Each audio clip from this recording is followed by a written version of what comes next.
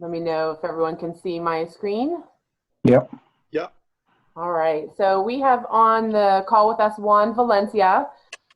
He is with the United States Census 22, and he's a partnership specialist. So he's working throughout Lancaster County with all kinds of partners to make sure that we can get every person counted in our county. So please join me in welcoming him. He's going to go through an overview about the census and what the work is being done here in Lancaster County, and certainly at the end can answer any questions as well. So Juan, welcome to our call.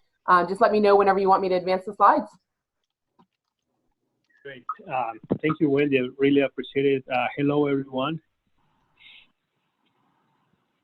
Can you hear me? Yes. Yes. Yes. Yes. Awesome. Great. Well, it's a pleasure to be able to share with you guys today something about the census. I'm a little bit impressed about the size of your organization and the impact that you have here in Lancaster County. So let me tell you a little bit about me. I'm originally from Colombia, and there's Rotary clubs in Colombia as well. So it's very interesting. Rotary is everywhere.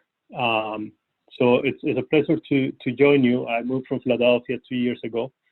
I live here in Lancaster County, and I joined the census for the 2020 census. So here we are. We have short presentation.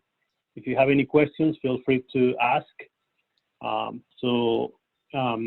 Let's go with 3 basic points that I would like you to remember to the end of the conversation, that the census is important, it's easy, and it's safe. Now we can go to the second slide, please. Okay. Again, thank you so much for this invitation.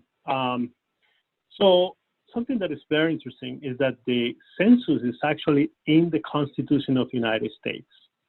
That says that every 10 years in the United States, regardless of the administration, we have to do the census. And it's very important because it has some political implications. They apportion seats for the U.S. House of Representatives, right? It helps us to conduct the redistricting at the federal, the state, and local levels. It has to do a lot with the school districts as well. And something that a lot of people don't know is that the census helps to distribute over $675 billion to the state and local governments. So when people ask, okay, what exactly is that money? Where is that $675 billion? What type of programs are those? So for many people that don't know, we tell, well, Medicaid is actually one of them. Federal direct student loans as well. There are vouchers for kids, 8 housing program, all kind of grants, CHIP, the insurance for kids, WIC, money for foster cares, for health care centers. Here in Lancaster County, money for maintenance of the roads, money for parks and recreational parks for our communities. So it's actually very interesting to know that basically these federal dollars get around our communities, and many times we just don't know. But basically they are distributed based on the population of the state or municipalities or towns. A lot of some of you are working with nonprofit organizations. So when you submit a grant application, usually you need to describe a lot of census information. Let's say that you are in business, you're a builder, right? And so you actually utilize census data to do marketing plans, maybe to know where you want to open an office, if you do research. So basically census data is all over the place. And many times we don't realize how important it is to have a complete and accurate count of the population, and how important it is that every 10 years we as United States understand that, and we try to do a big effort. But it's a very difficult task in general, and on top of this we have a pandemic right now. But in general, just imagine that, the diversity of United States. There's no way that you can just send an email to everyone in the United States and say, hey, the census is coming, get motivated, get ready. So we have to do a lot of work to be able to promote the census. And part of that is what we are trying to do right now. It's as a partnership specialist, we have the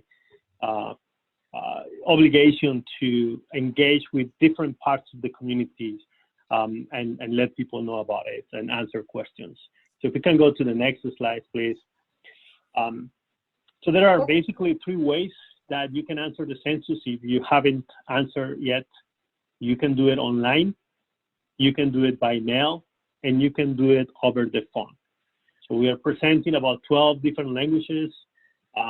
So we understand the Lancaster County specifically, we have about 100-something languages.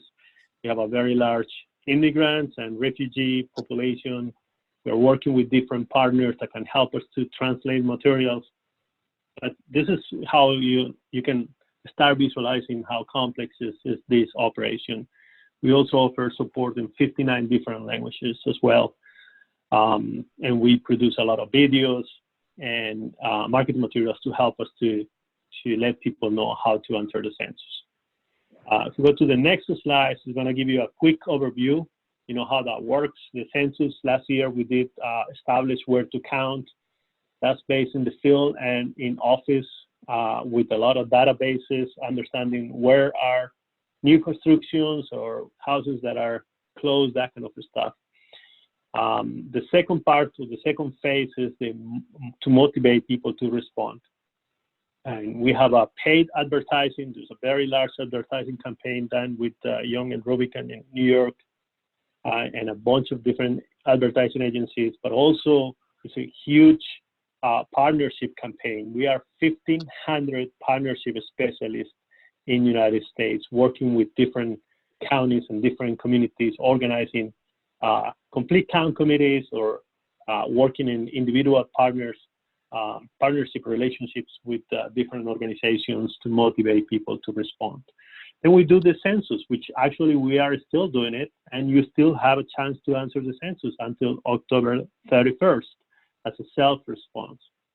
And also we do group quarters where we have to count populations that perhaps they live together, but they are not related to each other. So let's see a military base, college dorms, well, in this case has been suspended, but we still need to count them.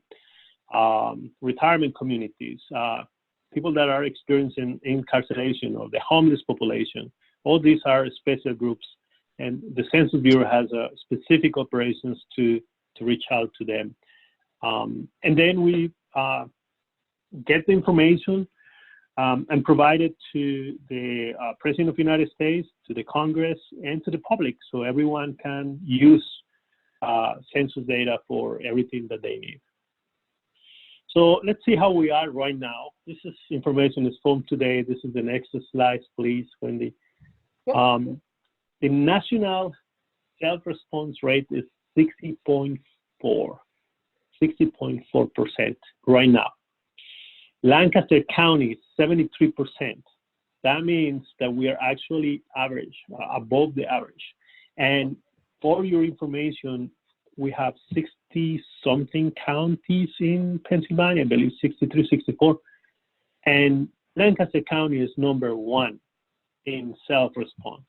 So we have been able in 1 year to do a lot of activities with all kinds of different partners to make sure we increase the numbers. But you can see, if you can see in the screen, there are some parts that are kind of brown or light brown or light blue. Those areas specifically are parts that the self-response has not been that great. Those are actually census tracts.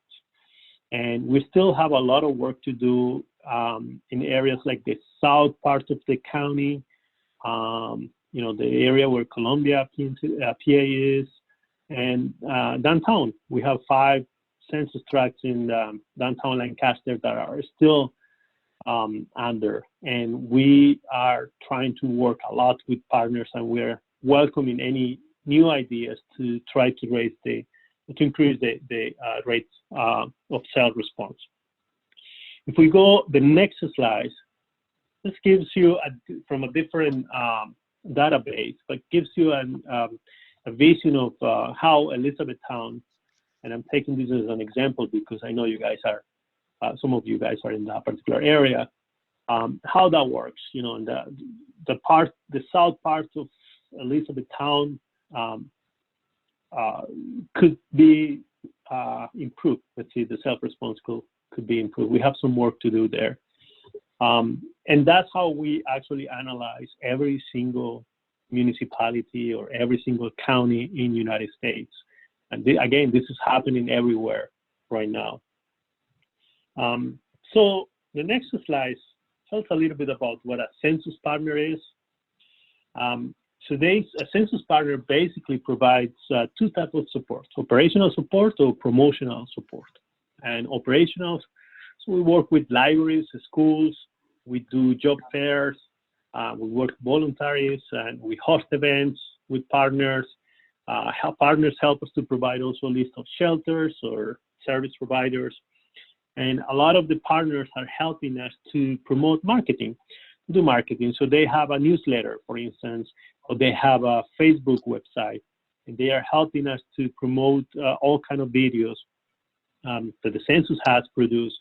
But also something that has been amazing is many organizations, especially here in Lancaster, they have taken ownership about the census, and they are creating their own census videos that invite their communities to just to feel the census and why it's important and from different perspectives. So this is basically what a partnership looks like. Also, we are creating something in the next slide. It's called the Complete Count Committees. So this is a group of different leaders, stakeholders, community leaders, that can help us also to increase the awareness of the census. So here in Lancaster County, we started a year ago. That's the next slide. And we were asking, hey, who can we invite to join us and to work with the census? So we divide basically 6 different subcommittees. We have a business and employers subcommittee for the census. So the Chamber of Commerce is leading that subcommittee, and under that there are other small Chamber of Commerce around the county, large businesses, small businesses. We have a communication subcommittee, which also implies LMP and the TV stations, so even the small digital venues that are in our city are part of this group.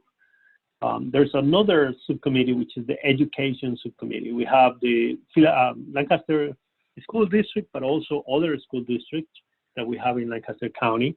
And we have the colleges and universities. We're also working with kindergartens and all kind of charter schools, anything that has to do with education. We have a government work with the mayors and superintendents and the group of folks that work in that area, different government agencies, local government agencies as well. Starting with the commissioners. That was a year ago when we started working with commissioners as well. They support us and they have been very, very supportive. Then we have 2 hard to count subcommittees, one dedicated specifically for the city of Lancaster, and the other one goes outside the city. And with this outside the city, we have been partnering with the United Way and other libraries, public libraries, and other organizations that are out helping us to promote the census in different ways. If we go to the next slide, and give us a little bit of why we're creating all this structure. And there are groups that are at risk of undercount in our communities. And yes, foreign-born residents, people in low-income households or the undocumented population, people who don't trust the government, which is large, people who do not speak English well, the homeless, the renters, and we have different highly mobile groups in our community as well, or people who don't have internet access. But more surprisingly, a very large group of people that are usually undercounted are kids. That's the next slide. Children younger than 5 years old usually get undercounted because parents don't include them in the questionnaires. There's a divorce case, so well, you count the kid. No, you count the kid, and nobody counts the kid. The child lives in a lower income household. Perhaps the child is a newborn and parents just forgot to include them. So there are different reasons why the census already have established the difficulty to count kids. So we're trying to partner with anyone that touches kids' lives, pediatricians or anything, clinical centers or anyone that has something to do with kids, to please remember parents, hey, don't forget to fill the census. It's important. It's 9 questions. It's easy to respond. So that's the type of challenges that we have. Plus the diversity of our communities as well. In general, and I don't want to go too much in detail, but we have an education campaign that we have been doing. Is this type of presentations when we have the opportunity to address to different groups.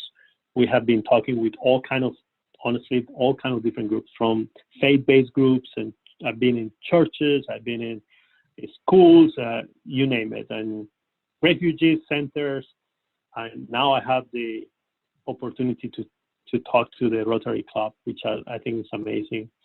But this is exactly what we're trying to do. We're trying to create awareness about the census and trying to get, why it's important and why it really touches your community, and also how important it is to use census data. It's free and definitely can help you to share. It gives you a lot of insights, information for whatever you do in your business or your community as well. So we're motivating our community, then we do a reminder, and we do a phase of thank you. To do this, we need a lot of people to work with the census. We estimate about 2 million people we need to hire, and we have done already a lot of this part. We're still hiring right now, actually, and one of the largest positions, so the more positions we have, is what we call enumerators. We're paying $15 an hour, but then we increase now is about $18 an hour. We are still hiring, and as you know, with the pandemic, then things got a little bit tricky because we cannot go outside. We are planning to do it in a very safe way and following federal and local guides. But we are in that process. So we are sending emails to everyone who applied already, telling them, hey, we got your application, and we are just waiting to follow the directions and when we will be able to do this in a safe mode. And if we are hiring you to do the job of enumerator, we're going to make sure you're going to follow some procedures and instructions. So we're going to keep you safe. And so now a lot of us have been working at home, but we used to have about 8 meetings every day, everywhere. And now we're working virtually, and as many of you guys are doing the same.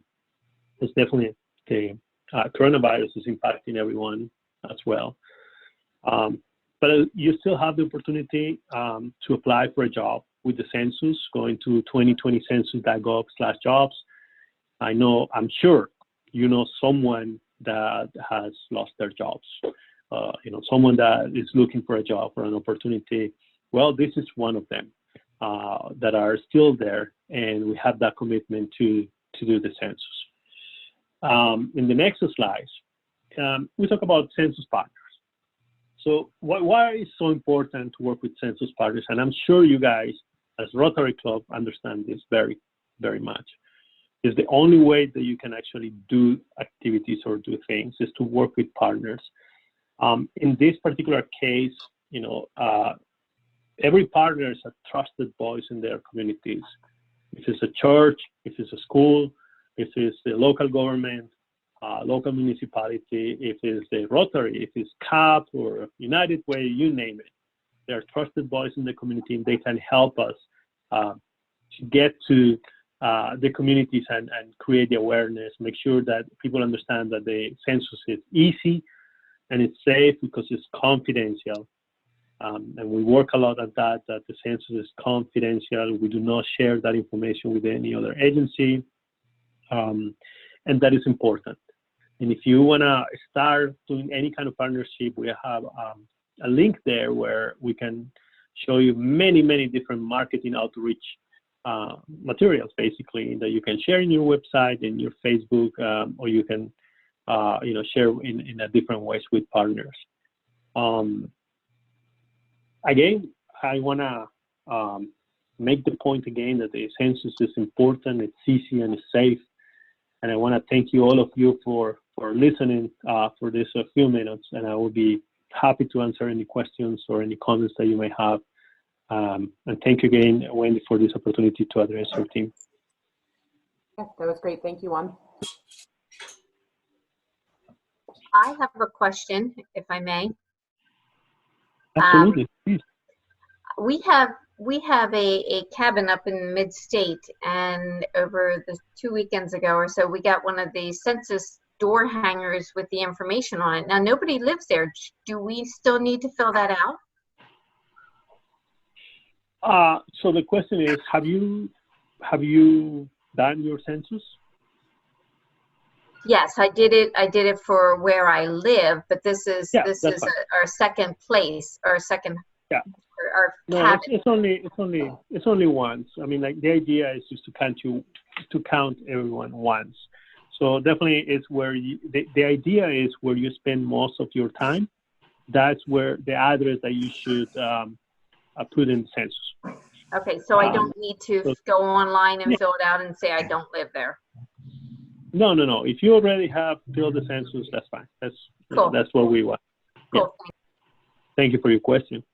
I have a question.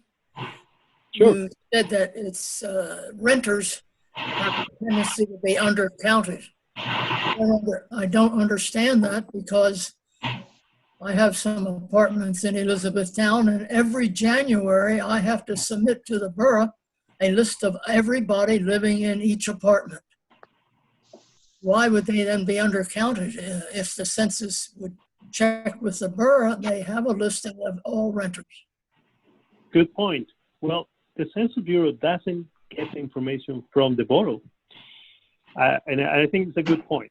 So the census is an independent agency, and we do not share information. So in this particular case,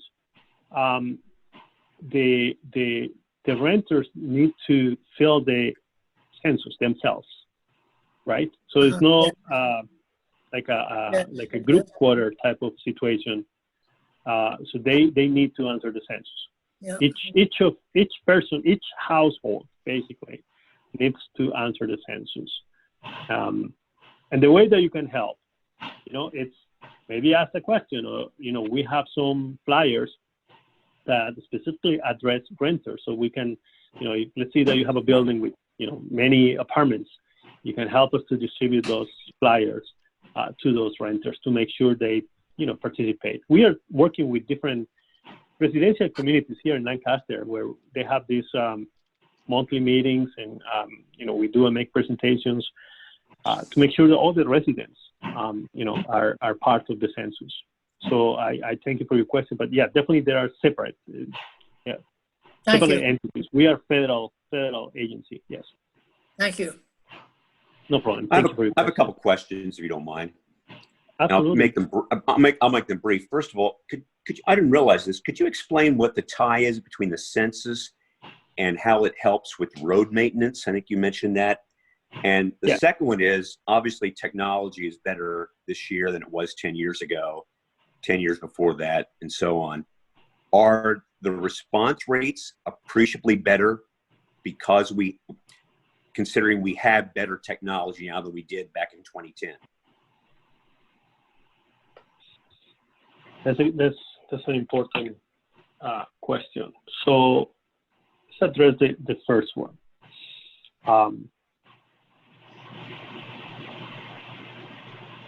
the maintenance of the roads.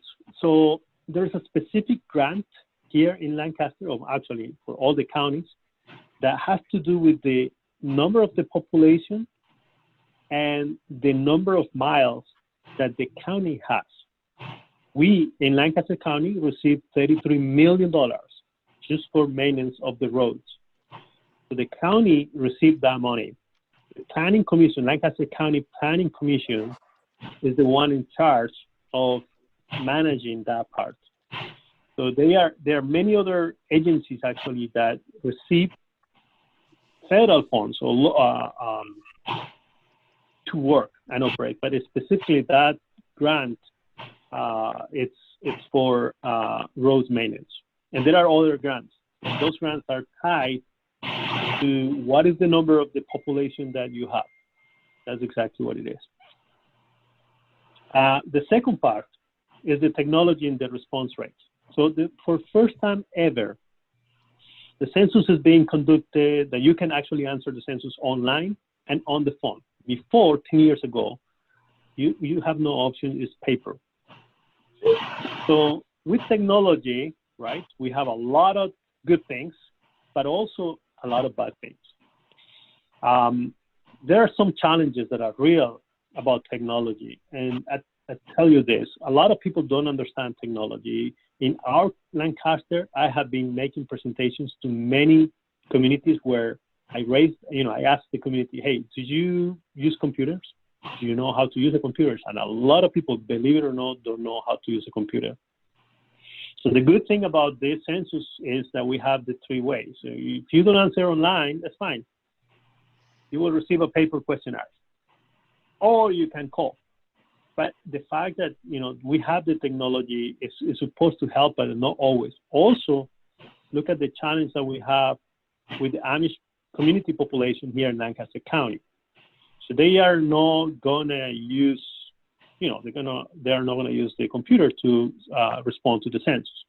But the good thing with the community, and we have been working with a lot of leaders in the Amish community and other Mennonites and other groups, it's, hey, when you receive the census on the paper, please pay attention to this and answer. And thanks God, they have been extremely aware and collaborate with the Census Bureau. But those are the type of challenges that technology also has.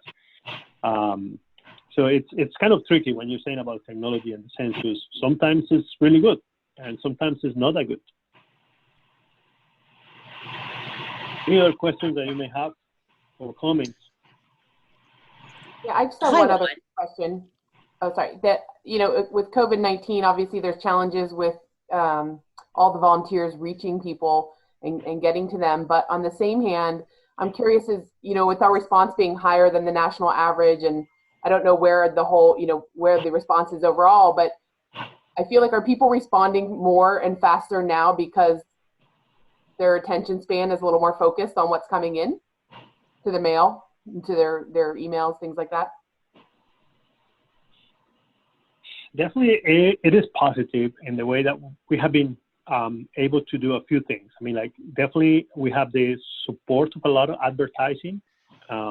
Even the Lancaster Chamber of Commerce with Comcast, they receive a grant, and they have been, doing billboards and paid advertising, and we have a bunch of different organizations helping us as well. So I think that a lot of part is the marketing campaign, paid and non-paid. And in some ways, the self-response when people are at home, yes, I think that it's good. But also it's a challenge because, we have to postpone at this point. We're still pending the counting of the group quarters facilities, right? So, and it's because it's not safe. We cannot go to right now to, there's many places, retirement communities, that we just cannot go there. So right now, with the pandemic, we're trying to reach out again to those contacts in those organizations and change the enumeration method that we have. Not in person, but we are doing some like electric files to get that information from communities that live together. So definitely the pandemic has affected census operations. That's true. We have been affected by that. But at the same time, we are, it's a pretty huge operation. We are trying to move on and finish the job that we have to do. It's by the Constitution that we have to do the census. That's actually very, very key. When someone says, "Oh, you can, why don't you just postpone the census?" You cannot postpone the census. This is you have to do it, and you have to do it right, and you have to do it safe, and that's the type of situation and environment that we're working on right now. Deb, do you have a last question? Hi, Juan. This is Deb Jones. I'm with Echoes and the Elizabethtown Hub, and I know we've met before, and you've been a busy guy.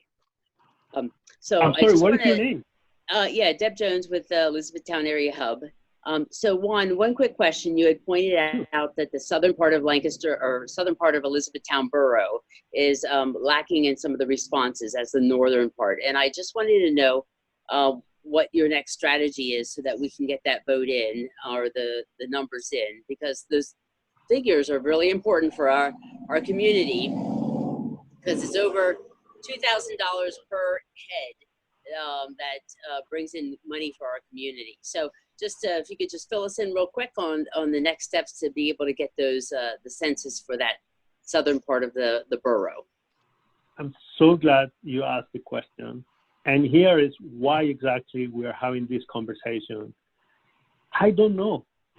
I don't know what else can we do. And I think you guys have many more ideas, because this is actually your community. You're more familiar with the organizations that are, if you look at that map, we go to that slide number 6, perhaps it's easier for you to identify what type of organizations, what type of churches are there, what nonprofits, who is open right now, how can we increase the awareness in those particular areas where we are looking at the map right now.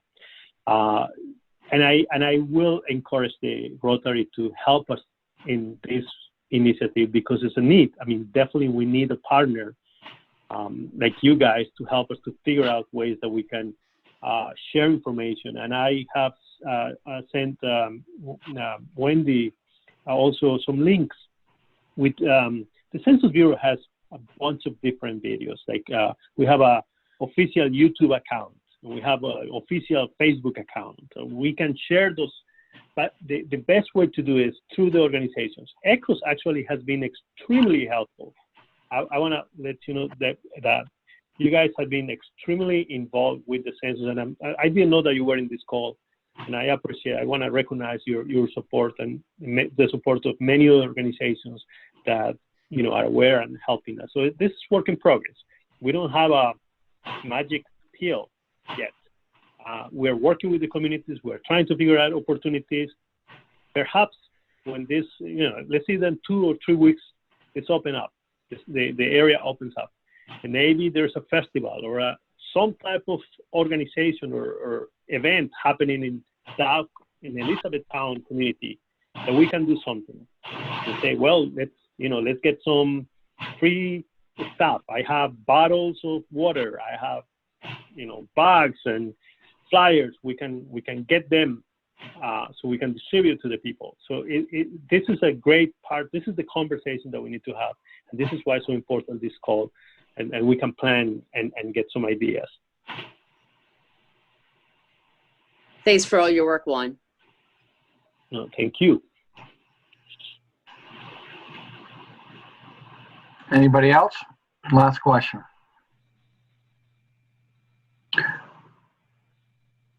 Okay, thanks a lot, Juan. I appreciate it. Very interesting. You want? No, thank you so much to all of you. I really appreciate this opportunity again, and I hope you guys can do a follow-up of this conversation to see what ideas you have, what other questions you have, and my contact information is at the end of the slides. You can email me, you can text me, you can call me.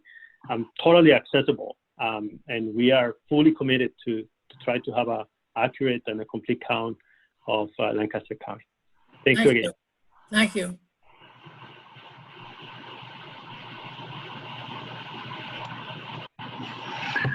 All right, Tom, can you tell us how? Okay, here it is. So everybody should see the poll on the screen. If you could fill that out. What's the last slide? I can't read it. The last slide is. Oh, okay.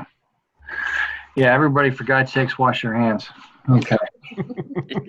I swear to God, when we go green, I'm never washing my hands again, just out of spite. Anyways.